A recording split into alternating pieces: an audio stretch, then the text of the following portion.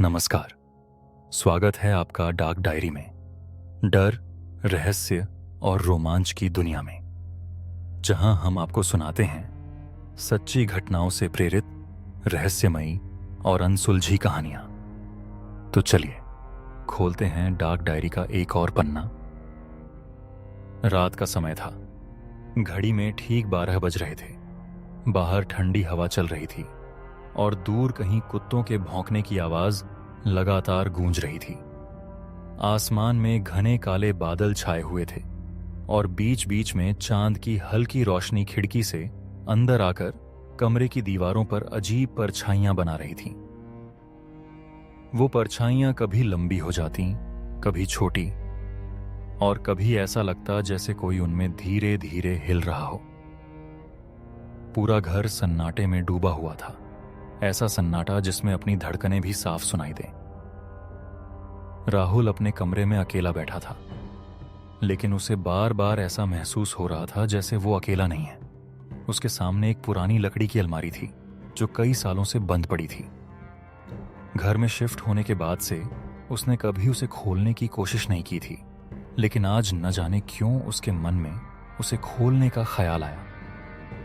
जैसे ही उसने अलमारी का दरवाजा खोला, एक तेज सीलन और बासीपन की गंध बाहर निकली, जैसे अंदर कई सालों से हवा तक नहीं गई हो। अंदर पुराने कपड़े, फटे कागज, कुछ टूटे खिलौने और धूल से भरी यादें रखी हुई थीं। राहुल एक एक चीज बाहर निकालकर देखने लगा। तभी उसकी नजर कोने में रखी एक गुड़िया पर पड़ी। वो बाकी चीजों से अलग थी। उस पर धूल नहीं जमी थी, बल्कि वो बिल्कुल साफ थी, जैसे किसी ने उसे अभी अभी वहां रखा हो। ये बात राहुल को अजीब लगी। उसने धीरे से हाथ बढ़ाया और गुड़िया को उठाया। जैसे ही उसने उसे छुआ, एक ठंडी लहर उसके हाथ से होती हुई पूरे शरीर में दौड़ गई। उसने तुरंत हाथ पीछे खींचा, लेकिन फिर खुद को समझाते हुए दोबारा गुड़िया को उठा लिया। गुड़िया बेहद खूबसूरत थी।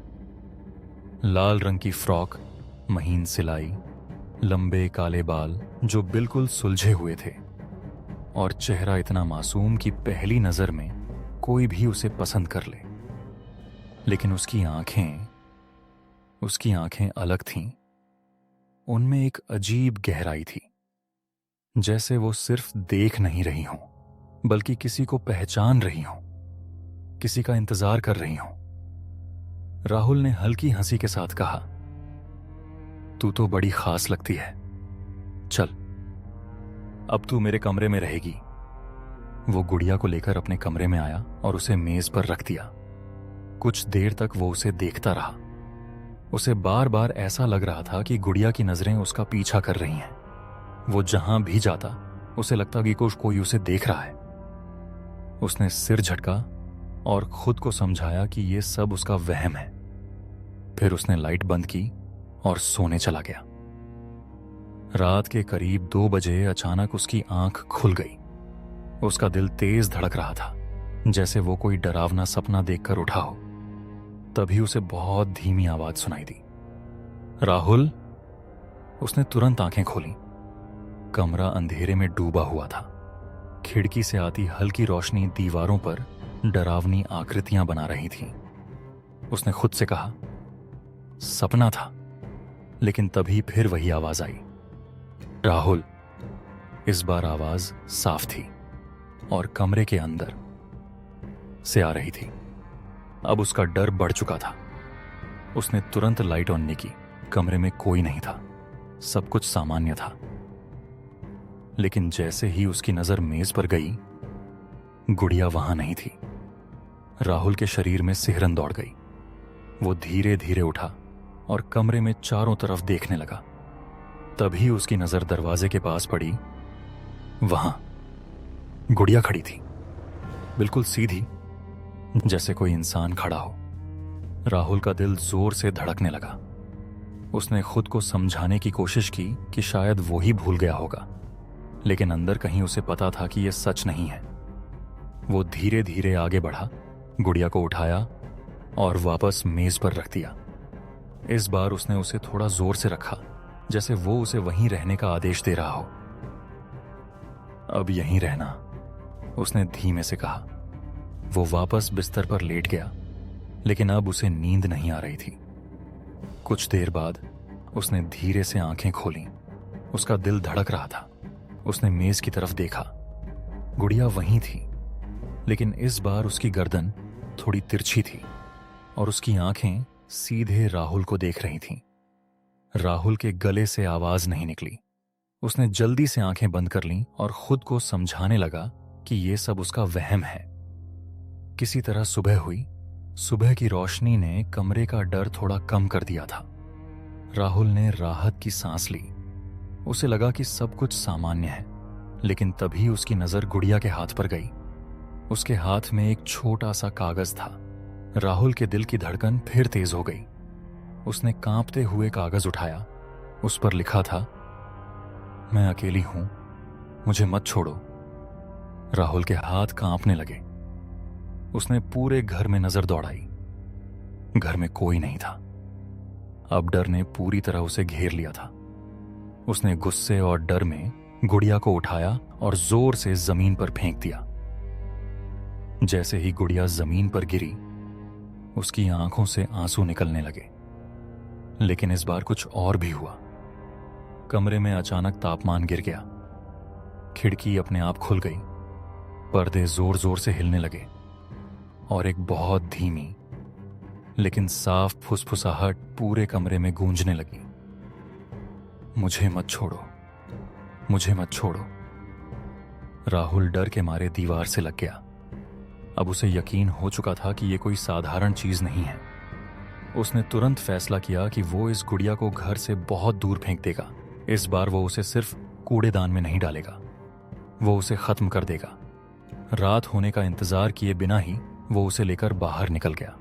सड़क सुनसान थी। उसने पास के एक पुराने मैदान में जाकर गड्ढा खोदा और गुड़िया को उसमें डाल दिया। फिर मिट्टी से ढक दिया। उसने गहरी सांस ली और वापस घर आ गया। उसे लगा अब सब खत्म हो गया है, लेकिन असली डर अभी बाकी था। उस रात जब वो सोने गया तो उसे थोड़ी राहत महसूस हो रही थी, लेकिन जैसे ही घड़ी ने 12 बजाए, फिर वही आवाज गूंजी, राहुल। इस बार आवाज जमीन के नीचे से आ रही थी, जैसे कोई बहुत गहराई से उसे पुकार रहा हो। राहुल का दिल बैठ गया। उसने आंखें बंद कर लीं, लेकिन अचानक उसे अपने सीने पर भारीपन महसूस हुआ। उसने धीरे धीरे आंखें खोलीं और जो उसने देखा, उसकी रूह कांप उठी। गुड़िया फिर उसके सीने पर बैठी थी, लेकिन इस बार वो पहले जैसी नहीं थी। उसके बाल बिखरे हुए थे, चेहरे पर मिट्टी लगी थी और उसकी आंखें पूरी तरह लाल थीं। तुम मुझे छोड़ नहीं सकते, उसने कहा। उसकी आवाज अब और भी गहरी थी, जैसे कई आत्माएं एक साथ बोल रही हों। राहुल चिल्लाना चाहता था, लेकिन उसकी आवाज नहीं निकल रही थी। उसका शरीर हिल नहीं रहा था। गुड़िया धीरे धीरे उसके चेहरे के पास आई। अब तुम मेरे हो। अगली सुबह पड़ोसियों ने देखा कि राहुल के घर का दरवाजा खुला हुआ है। जब वो अंदर गए, राहुल जमीन पर पड़ा था। उसकी आंखें खुली हुई थीं, चेहरे पर डर जम चुका था। उसके पास वही गुड़िया पड़ी थी और इस बार उसके चेहरे पर एक अजीब संतुष्ट मुस्कान थी। कुछ महीनों बाद वो घर बिक गया। एक नया परिवार वहां रहने आया। उनकी छोटी बेटी नेहा को घर में वही गुड़िया मिली। उसने खुशी से कहा, मम्मी, मुझे मेरी नई दोस्त मिल गई। उसकी मां मुस्कुरा दी। उसे क्या पता था, वो दोस्त जिंदा थी। उस रात नेहा अपने कमरे में सो रही थी। गुड़िया उसके पास रखी थी। अचानक नेहा की आंख खुली। कमरे में ठंडक थी और सन्नाटा। उसने धीरे से गुड़िया की तरफ देखा। गुड़िया उसे घूर रही थी। फिर उसके होंठ हिले। अब तुम मेरी हो, नेहा मुस्कुराई। हाँ। अगली सुबह नेहा बदल चुकी थी। उसकी आंखों में अजीब चमक थी। वो अकेले में बातें करती थी, हंसती थी और कभी कभी कमरे के अंधेरे कोनों को घूरती रहती थी, जैसे वहां कोई हो। धीरे धीरे घर में अजीब घटनाएं बढ़ने लगीं। रात में कदमों की आवाज, दीवारों पर खरोंच और नेहा की बदलती हरकतें। लेकिन सबसे डरावनी बात यह थी, अब उस घर में सिर्फ एक नहीं, 2 परछाइयां रहती थीं। कहते हैं वो गुड़िया आज भी कहीं है। वो किसी ऐसे इंसान को ढूंढती है जो अकेला हो, जो उसे अपनाए, और फिर वो उसकी जिंदगी का हिस्सा बन जाती है हमेशा के लिए। अगर आपको कभी कोई पुरानी गुड़िया मिले तो उसे घर मत लाना, क्योंकि हो सकता है वो पहले से आपको जानती हो और बहुत समय से आपका इंतजार कर रही हो। अंधेरे में खामोशी से आपका नाम पुकारते हुए, राहुल। इस बार आवाज जमीन के नीचे से आ रही थी, जैसे कोई बहुत गहराई से उसे पुकार रहा हो। राहुल का दिल बैठ गया। उसने आंखें बंद कर लीं, लेकिन अचानक उसे अपने सीने पर भारीपन महसूस हुआ। उसने धीरे धीरे आंखें खोलीं और जो उसने देखा, उसकी रूह कांप उठी। गुड़िया फिर उसके सीने पर बैठी थी, लेकिन इस बार वो पहले जैसी नहीं थी। उसके बाल बिखरे हुए थे, चेहरे पर मिट्टी लगी थी और उसकी आंखें पूरी तरह लाल थीं। तुम मुझे छोड़ नहीं सकते, उसने कहा। उसकी आवाज अब और भी गहरी थी, जैसे कई आत्माएं एक साथ बोल रही हों। राहुल चिल्लाना चाहता था, लेकिन उसकी आवाज नहीं निकल रही थी। उसका शरीर हिल नहीं रहा था। गुड़िया धीरे धीरे उसके चेहरे के पास आई। अब तुम मेरे हो। अगली सुबह पड़ोसियों ने देखा कि राहुल के घर का दरवाजा खुला हुआ है। जब वो अंदर गए, राहुल जमीन पर पड़ा था। उसकी आंखें खुली हुई थीं, चेहरे पर डर जम चुका था। उसके पास वही गुड़िया पड़ी थी और इस बार उसके चेहरे पर एक अजीब, संतुष्ट मुस्कान थी। कुछ महीनों बाद वो घर बिक गया। एक नया परिवार वहां रहने आया। उनकी छोटी बेटी नेहा को घर में वही गुड़िया मिली। उसने खुशी से कहा, मम्मी, मुझे मेरी नई दोस्त मिल गई। उसकी मां मुस्कुरा दी। उसे क्या पता था, वो दोस्त जिंदा थी। उस रात नेहा अपने कमरे में सो रही थी। गुड़िया उसके पास रखी थी। अचानक नेहा की आंख खुली। कमरे में ठंडक थी और सन्नाटा। उसने धीरे से गुड़िया की तरफ देखा। गुड़िया उसे घूर रही थी। फिर उसके होंठ हिले। अब तुम मेरी हो, नेहा मुस्कुराई। हां।